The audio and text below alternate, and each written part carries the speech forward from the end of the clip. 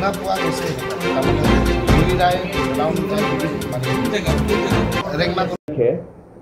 ডিফু থানাৰ অন্তৰ্গত 3 কিলো অঞ্চলত হুকুৰি টিচপি নামৰ এগৰাকী যুৱতীক প্ৰায় ৰাতি 1:07 কোনোবা দুৰ্বৃত্তই গুলি কৰি তেখেতক প্ৰাণহানি কৰে আৰু তাৰ পিছে পিছে মই আৰু আমাৰ এডিশ্যনেল এছ পি ক্ৰাইম আৰু আমাৰ গোটেই দিছপুৰ থানাৰ যি টিম আছে ডিফু থানাৰ যি টিম আছে আমি উপস্থিত হওঁ প্ৰায় 2:30 বজাত আৰু তাৰপিছত আমি তদন্ত আৰম্ভ কৰোঁ। আমি আমাৰ টেকনিক্যাল সাপোৰ্ট আৰু আমাৰ তদন্তৰ কালত আমি প্ৰথমতে দুজন যুৱকক আমি কৰায়ত্ব কৰোঁ। তেওঁলোক হ'ল মুকৰাং তেৰাং আৰু ৰাংচিনাথ ৰংপি। তেখেত দুজনক আমি প্ৰথমতে কৰায়ত্ব কৰাৰ পিছত তেওঁলোকক আমি ফুটপুছ কৰাৰ পিছত আৰু এজন ব্যক্তিক আমি যোৱা নিশা আমি কৰায়ত্ব কৰোঁ। তেখেতৰ নাম প্ৰবীণ ৰংপি আৰু তিনিওজনকে আমি কৰায়ত্ব কৰাৰ পিছত আমি যোৱাকালি ফুটপুছ কৰাৰ পিছত বিতং তথ্যটো আমি গম পাওঁ। মুকৰাম নামৰ ব্যক্তিজনে যিটো পিষ্টলেৰে গুলি মাৰিছিল সেই পিষ্টলটো দি পেলাই এখন বাৰীত লুকুৱাই থৈছিলে। যোৱাকালি এই পিষ্টলটো উদ্ধাৰ কৰা হ'ল আৰু গোটেই যি তাতে জড়িত হৈ আছে গোটেই ঘটনাটোৰ লগত এই সকলোকে আমি ইতিমধ্যে আইডেণ্টিফাই কৰিছোঁ আৰু আমি এই তিনিজন যুৱকক ইতিমধ্যে আমি কৰায়ত্ব কৰিছোঁ। আমি আৰু পৰৱৰ্তী পৰ্যায়ত ইয়াৰ যিটো কাৰণ কি কাৰণে হত্যা কৰিলে সেয়াও আমি কিছু প্ৰাৰম্ভিক আমাৰ তদন্তত আমি গম পাইছোঁ।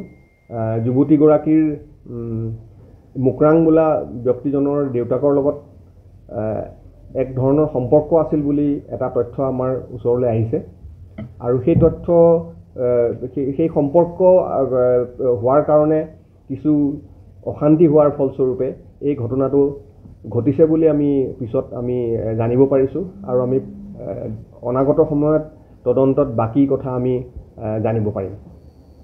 ইতিমধ্যে যি হাথিয়াৰ ব্যৱহাৰ হৈছিলে যিটো পিষ্টল ব্যৱহাৰ হৈছিলে সেই পিষ্টলটো উদ্ধাৰ কৰিবলৈ সক্ষম হৈছোঁ আৰু দুইজাই মিছফায়াৰ্ড গুলিও আমি লগতে উদ্ধাৰ কৰিবলৈ সক্ষম হৈছোঁ। যিটো কথা ইতিমধ্যে আমাক এজন একিউজডে আগতে কৈছে যে 2টা ৰাউণ্ড মিছ হৈছিলে, সেই 2টা ৰাউণ্ডো আমি উদ্ধাৰ কৰিবলৈ সক্ষম হৈছোঁ আৰু ঘটনাস্থলীৰ পৰা আমি যিটো ৰাউণ্ড ফায়াৰ হৈছিলে সেই ৰাউণ্ডৰ এম্পটি কেছো আমি ইতিমধ্যে উদ্ধাৰ কৰিবলৈ সক্ষম হৈছোঁ। মানে সম্পূৰ্ণ পাৰিবাৰিক সংঘাতৰ সংঘাত এই হত্যাকাণ্ডটো হৈছিল। হয়, আৰু মানে এটা বৃহৎ গেং টাইপ জড়িত হৈ আছে। আমি এতিয়ালৈকে কেইবাজন মানুহৰ নামো পাইছোঁ এই গোটেই কনস্পিৰেচিটোত। আমি সকলো তথ্য এতিয়া জনাব বিচৰা নাইকিয়া কাৰণ কিছু লোক ধৰিবলৈ বাকী আছে আৰু হয়তো নতুন কিবা এংগলো আহিব পাৰে। গতিকে আমি 5-6জন মানুহক ইতিমধ্যে আইডেণ্টিফাই কৰিছোঁ আৰু বাকী তদন্তৰ কালত কিবা নতুন থাকিলে আপডেট আপোনালোকক দিম। আমি গম পোৱা মতে হাথিয়াৰটো তেওঁলোকে ডিমাপুৰৰ পৰা আনিছে বুলি গম পাইছোঁ।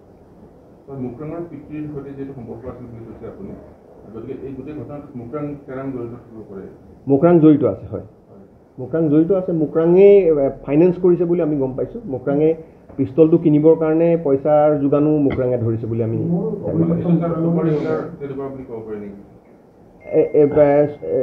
ছুপাৰী কিলাৰ বুলি একজেক্টলি ক'ব নোৱাৰি। তেওঁলোকে একেলগে গোট খাই পেলাই গোটেই এটা কনস্পিৰেচি কৰি পেলাই কৰিছে। এইটো তদন্তৰ পিছত পৰৱৰ্তী পৰ্যায়ত ওলাব।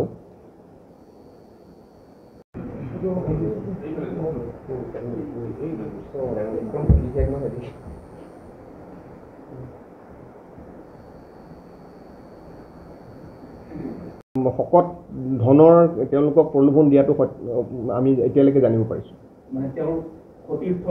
হয়, হয়, আৰু এতিয়ালৈকে যি খৰচ হৈছে সেই খৰচো সকলোবিলাক মুকৰাঙেই কৰিছে বুলি আমি আমাৰ তদন্তত আমি পাইছোঁ।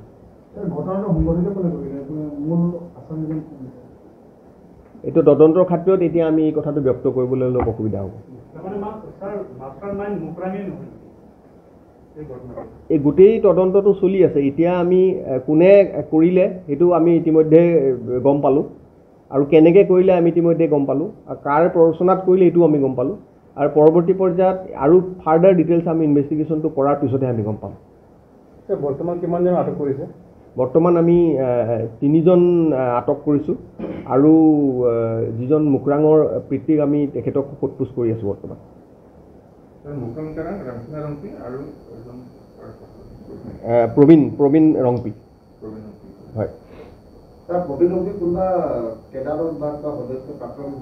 আমি আমি এতিয়ালৈকে জানিব পৰা প্ৰাথমিক তথ্য মতে তেওঁ KPLT কোনোবা এটা গ্ৰুপত তেওঁ সদস্য আছিল বুলি প্ৰাথমিক সদস্য আছিল বুলি গম পাইছোঁ। এইটো ভেৰিফিকেশ্যন আমি কৰি আছোঁ এতিয়া।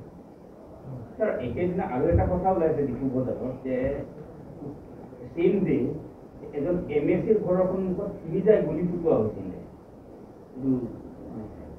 ডিপুৰ এইটো আপোনালোকৰ দুখীয়া তথ্য আছে নেকি? তেনেকুৱা তথ্য আমি পোৱা নাই এতিয়ালৈকে। তেনেকুৱা ধৰণৰ কোনো ৰিপৰ্টিং বা পুলিচৰটো আমাৰ কোনো জনোৱা নাই। আমি এইটো বাৰু আপুনি যেতিয়া কৈছে এইটো বস্তু আমি চাম। এই তথ্য আমি এতিয়ালৈকে পোৱা নাই।